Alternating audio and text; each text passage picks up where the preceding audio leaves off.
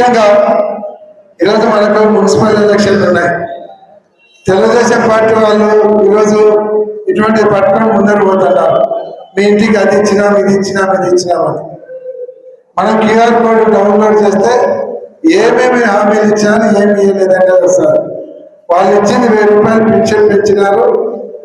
85 లక్షల మంది విద్యార్థులు ఉంటే 54 లక్షల మందికి వాళ్ళు ఇచ్చింది అమ్మఒడి తల్లికి వందనం ఇచ్చారు. 30 లక్షల మందికి ఎదుర్కొంటారు.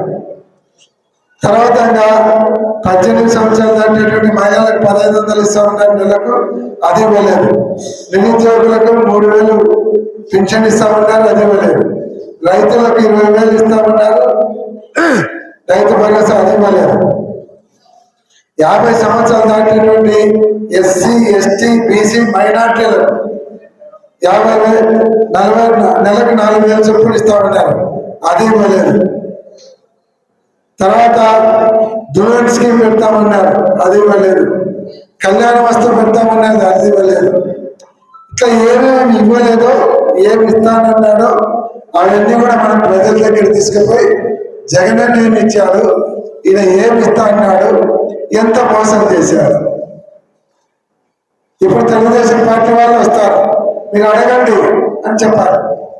మీకు రావాల్సినటువంటి 3,000 అడగండి, 1,500 అడగండి, బీసీ, ఎస్టీ, మైనార్టీలు 4,000 అడగండి అని మనం ప్రజలను మోటివేట్ చేస్తే లేకపోతే మున్సిపల్ ఎలక్షన్లలో కార్పొరేటర్లు నిలబడినటువంటి తెలుగుదేశం వాళ్ళు ప్రచారానికి పోవాలంటే భయపడతారు. మనం పోతే పథకాల గురించి అడుగుతారు అని.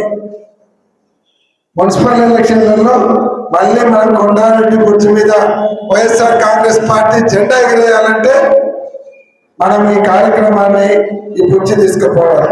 మున్సిపల్ ఎలక్షన్ ఉండేది 6 నెలలే, మనకే ఎక్కువ టైం లేదు. ఆల్రెడీ జూలై అయిపోయింది. ఇది ఒక 4 నెలలు, అదొక 2 నెలలు, 6 నెలలు ఎలక్షన్లు వస్తాయి. మనం మళ్ళీ కార్పొరేషన్ మన చేతిలోకి వచ్చిందంటే ప్రభుత్వం వాళ్ళు తిన్నా సరే హవా మందే నడుస్తారు. కాబట్టి దీన్ని మనం జాగ్రత్తగా తీసుకొని పోవాలి. రెండవ